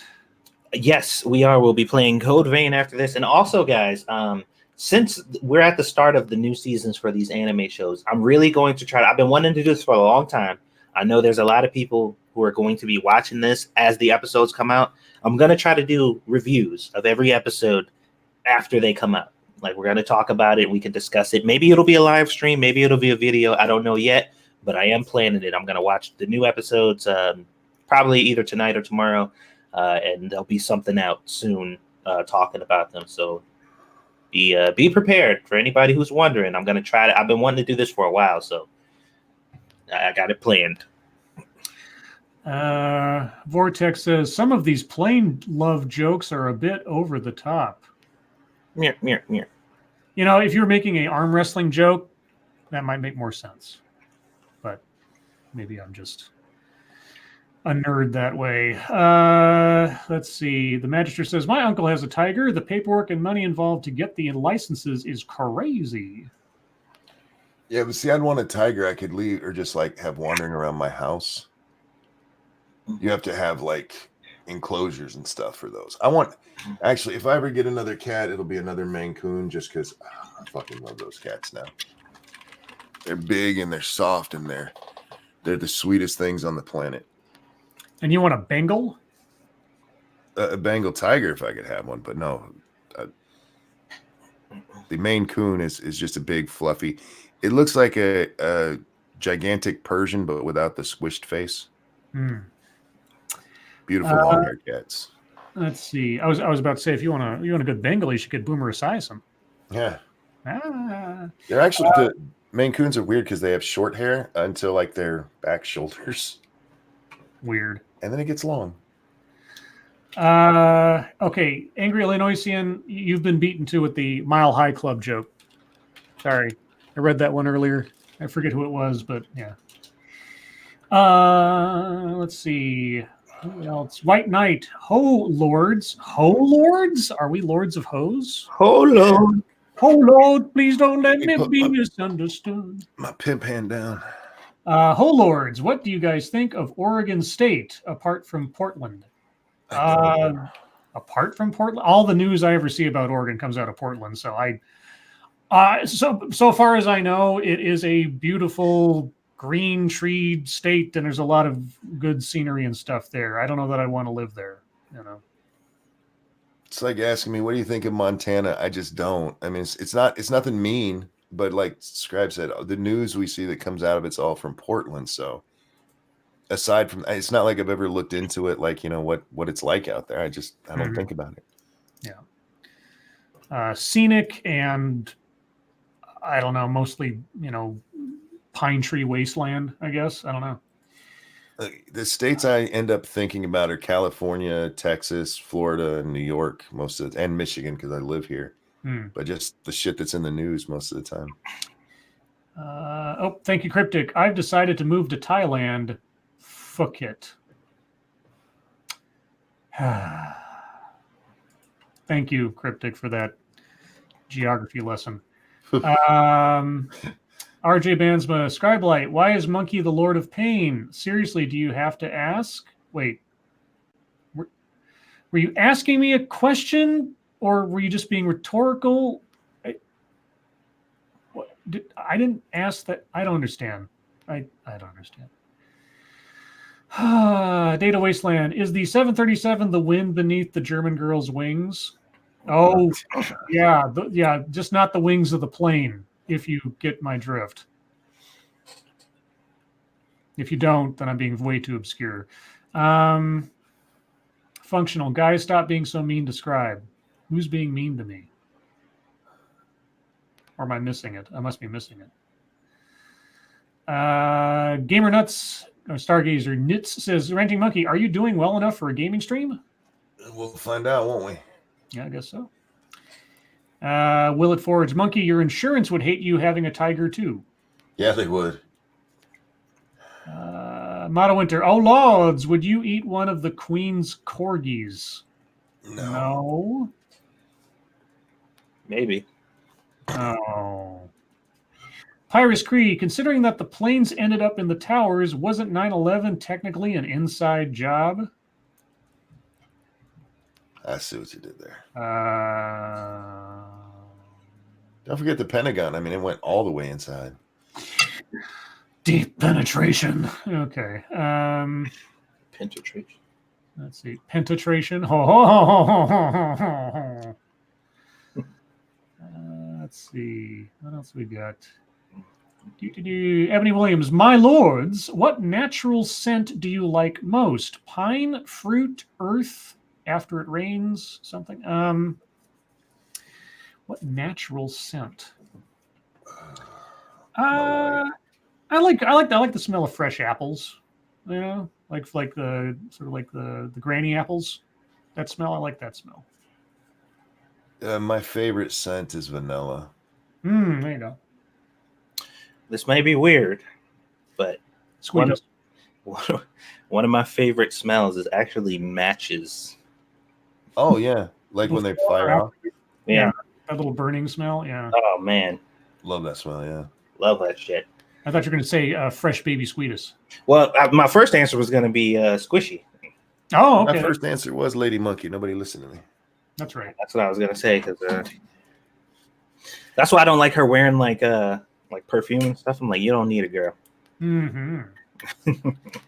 Ebony Williams also asked Satsu, what do you think of the first episode of My Hero Academia Season 4?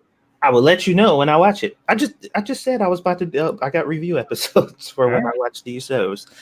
Yeah, when they come, once I see the episodes, I'm gonna release review episodes for each new episode of all the 3 shows I'll be checking out.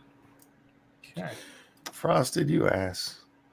Anyone else picturing Monkey falling downstairs then getting mauled by a tiger? No, because you're demented. I am now.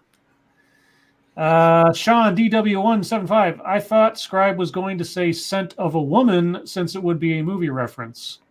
I don't always make punny jokes. Sometimes I do actually answer the questions. Mm-hmm. You know, because if I did it all the time, I'd be predictable. And who wants me to be predictable? Yeah, by the way, we also follow a format. Ebony said she wasn't here when you said that. Sorry. Oh, okay. Oh, okay. That's cool. It's all right. Sometimes we just expect you guys to be watching the whole time. You see, that's the problem. Okay? You let us down. I'm kidding. Ryan Walters, couldn't Monkey just ride the tiger up and down the stairs? If he has a saddle, yes. Like He-Man, damn it. Yeah, exactly. Oh, man, Battle Cat. Apparently, they're still moving forward with a He-Man live-action movie. Sort of, somewhere, kind of, I guess. We'll see. Let's see. Dark Allow says, Satsu, what's the third series you're watching? Unfortunately, it might be Sword Art. I'm still debating on if I'm gonna make that my third, because they added a new season to the Alicization season that they just released, and it wasn't as terrible as it could have been. So I'm thinking about making that my third, but we'll see. Let's see. Cougar Knife. He-Man triggered. Well, I don't apologize. He-Man is He-Man. Patriarch times 2. Let's see. Stargazer Nuts. Thought my monitor was going out. My son plugged it back in all the way. There you go. Always check your cords first. Quinn the Cultist. Any of you going to watch Gennady, whatever, Tartovsky's Primal? I've seen something about it, but I don't have regular TV, so I probably won't end up watching it. I don't even know what the hell that is. You know Samurai Jack? I know what that is. Samurai Jack, yeah. Did you ever see the original Clone Wars cartoon series? No. Okay. Well, there's this animator who has a very distinctive art style that is very popular, and he's got a new show coming out. If he did the Clone Wars one, then that's probably, yeah, I'm not a fan of that art style. Hmm. Doesn't he use like sharp lines? Yes. Yeah, no, I know what it is. And it's another one of those things, like I told you with the Joker. I'm not sure I'll ever see it just because of the art style. I don't, it's nothing against the writing or anything. It's just like, nah, that's not for me. Samurai Jack was my shit. You ever play the video game?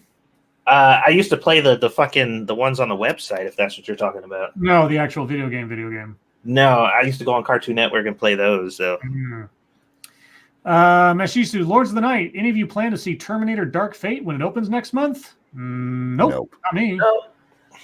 Nothing about those previews made me think it was going to be any more of quality to the franchise or entertaining than Genesis. And I admit, I'm not in the theaters, but I eventually did watch Genesis, and I barely remember anything about it except for crisscrossing time travel Deus Ex Machina, which was stupid.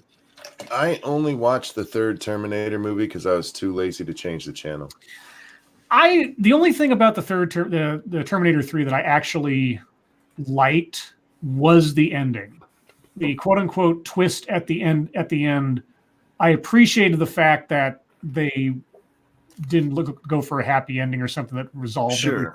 That I appreciated. But yeah, the rest of the movie was complete redone and rehash of old shit. It was nice seeing they brought back the same actors to play like the Doctor and everything, but he was there. His purpose for being in the movie at that point was so thin.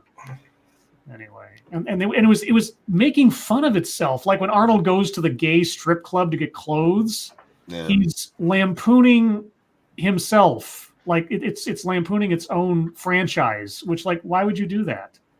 Anyway. Adonis Bartolote, if I even said that right. Does the German lady think her plane lover is Luftwonderful?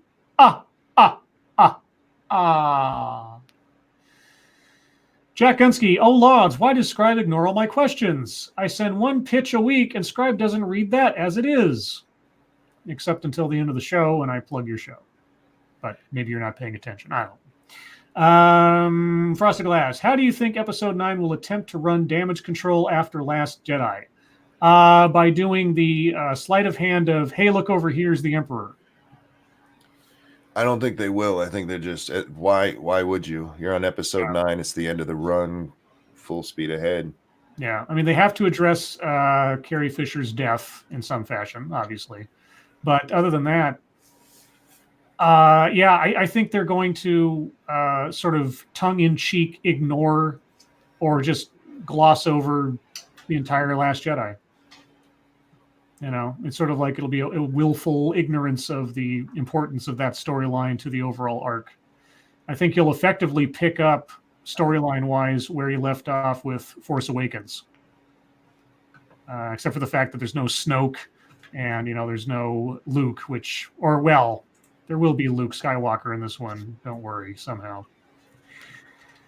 Ebony Williams, my lords, weirdest kids show of the past 10 years. Queer kid stuff. Peppa Pig is pretty weird, but I love it. So, I don't know, man. There's a lot I could choose from. Shit. Let's see. RJ Bands with Scribe Light. Scribe Light. I saw Scribe Light underneath, anyway. Ranting Monkey, what's your favorite movie starring Tom Cruise? Mine's Days of Thunder. Oh, Top Gun. Mm-hmm. Hands down. I mean, he's in a lot of movies that I like, but Top Gun was just iconic, man. I like Risky Business because you get to see Rebecca De Mornay's butt. That movie has a couple of moments in it, but otherwise, God, it was so long. I know. I'm just kidding. It felt so long. God, favorite Tom Cruise movie? It's not really a Tom Cruise movie. I guess one of my favorite performances of his was in Magnolia. It's not a Tom Cruise movie, though. It's really an ensemble movie, but he was in it. So, let's see. Data Wasteland. Update, Lords. I can see out of both eyes now. Yay! You mentioned that the other day. Data, I am so happy for you, dude. I really, really am. Yeah, I know a little thing or two about losing sight in an eye and wondering if you're going to get it back. So, congratulations. I mean, he's been dealing with that the whole time I've known him. So, RJ Bands says Scribe Light. Now I got to look up Risky Business. Thank you. No, actually, what you've got to do to save yourself some time is look up the music video, Lost Boy by The Midnight. And oddly enough, even on YouTube, I don't think it's age restricted, but they use clips from Risky Business in that, and a couple of them pretty much show the whole scene with Rebecca De Mornay. So I'm just saying, go take a look. Let's see. What else we got? We got 7 minutes to go. Functional says, does Data look like Drunkle now? In fact, no. For the sake of anecdote, yes. Mata Winter, oh Lords, would you try fish bacon? No. Fried fish? I've had fried fish. I don't know what fish bacon would be exactly. They actually have like salmon jerky. I can see that. And I'm just like, that's strange. Let's see. Don't see any more questions. I guess people don't have questions anymore. I guess we're done. All right. Jack Hunsky says, Scribe Light, oh Lords, would you try beef bacon? Fried beef? Yes, I've had fried beef bacon? What? I don't understand. Let's see. What else? We got a couple minutes. Let's do something I mentioned a little while back. Are there any creators out there that you guys would recommend that aren't very well known? Oh, God. I haven't been watching very much unknown. You, Scribbles. I've had a couple people say that, and I appreciate the sentiment. No, it's true, man. I'm going back. I first noticed you because of your videos. I love the way you think. Same with Satsu. It pains me that Satsu stepped away from politics as much because he has a good way of thinking about things that's different from most people. That's why I like both of you guys. So you two. Most of the YouTubers I watch outside of like any mainstream ones are very niche and connected to like specific things that I'm interested in. So like cooking certain shows and certain video games that I play, and they may be like not as well known broadly, but they're well known in whatever specific thing I watch them for. So I guess I can't really think of any outside of anybody in our immediate circle. I just watched Drunkle's recent video, and I'm just like, man, I forgot. I hadn't watched Drunkle's videos in a long time. I'll be honest, it's been a very long time. And I watched that, I was like, holy shit, I forgot how fucking hilarious he is. Yeah, his videos,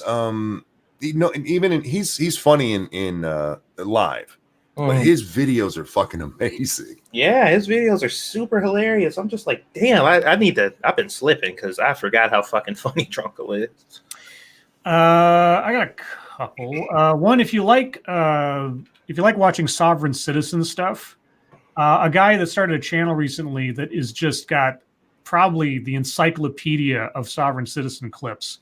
The channel name is called Vilified Freedom, and he has a sovereign citizen playlist, and it's probably one of the most comprehensive collections of sovereign citizen videos I've seen. There's a lot of channels that deal in that stuff, but he's got a lot of the big ones and a whole bunch of ones I hadn't seen before. There's a speedrunner that does speedruns of games. He's got like world records in the Doom 3 or whatever, and a whole bunch of other games. And it's really fun to watch him, and he's funny when he's talking. His name's Draku or Draku. I don't know how to say it exactly. Draqu. You look him up. He's got some really good and interesting speedruns on there. And then what was the other one? Jim Can't Swim. He's not exactly a small YouTuber, but he is niche in that he deals with criminal psychology and police interrogations. And he's done some excellent little documentary work analyzing police interrogations and other things. He's got a Patreon that for just $1, you get access to all of his other videos, because there's some videos he says YouTube won't let him post because of content and imagery.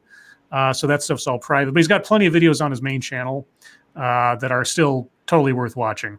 Jim Can't Swim. So those are my 3 recommendations. I just threw the link for Willett Forge's video on the thing he did for Aaliyah. I skipped ahead to see what it was. That is fucking awesome. I know, it's so fucking awesome, dude. Scribbles, I'm going to share this on the screen real fast. Okay. If you don't mind, Satsu. Yeah, go ahead. There you go. So, look at that. Oh, highborn and exalted. Highborn exalted. That is amazing, Will. That's awesome, man. You know, I'm sorry for asking. I should know better. Does Will do live streams of his work? I don't think he does live streams. I think he just does the videos of them. If he isn't, I think he should. Let's see. Dr. No. Scribe, have you seen Devil's Advocate starring Al Pacino? I own a copy somewhere in here. So, yes. I love Devil's Advocate. I like most of it. I mean, it's all for watching Al Pacino. Keanu Reeves' Southern accent is fucking god-awful, but Al Pacino's awesome to watch. And Charlize Theron. Yes, Charlize Theron. What's her name? She's gorgeous in that. The queen from 300. I forget her name all of a sudden, but also was in Gladiator. She shows off her butt at the end. Also, Jeffrey Jones, an actor in that movie who was later convicted of child pornography. He gets murdered by dark demon things, which is, sort of, I guess, cinematically karmic. So watching him get murdered is always a little bit of a guilty pleasure. But yeah, Al Pacino's rant at the end is probably the best part of the whole movie. Jen asks if they can have a happy Thanksgiving for the Canadians. Happy Thanksgiving, guys. Yes. Happy Thanksgiving to all of our maple-leafed friends. May you have lots of bacon. Canadian bacon. Canadian bacon and maple syrup. And with that, guys, we're at the top of the hour and thus the end of the show. I want to scold Monkey for not resting or doing something that was otherwise. You know better than that. Even though I know better, even though I think I predicted it before he even came back on. It's like, Monkey's going to show up, even though he's doing everything else. I can't help it, man. I know. And either way, I appreciate you. But thank you for doing it. I appreciate you running the show. It's fine. Let's see. Chat, everyone, thank you for joining us as you do every night. It is. I'm very grateful. I know we all are for your continued support and loyalty and contribution. Moderators, thank you for keeping an eye on things, even though our audience is the best behaved in the internet, and I mean that the entire internet, even the Chinese internet, which isn't listening to us right now because we're not allowed to be listened to over there. And everyone who donated, thank you so much. As I always say, can't tell you how much I appreciate that. We all appreciate your guys' generosity. It'll all go towards horrible things. I even have a bag of goldfish that's just waiting for me after I get off the stream here. So there you go. Remember, guys, we'll be on the air again on Monday on Satsu's channel. We are off the air for Sunday tomorrow, so we can rest. Some of us, anyway. And go over to 2 Cents Plus after this to go watch Monkey and Satsu play Code Vein. Code Vein. Your Code God Vein. damn it. You probably think this game is about you. But with that, Monkey, Satsu, thank you for joining me as always. Everyone, your lives make us sad, and we will see you tomorrow. Bye, guys. Bye, everyone. And in honor of Monkey, today's secret word is fortitude. Night, guys. Night, everyone.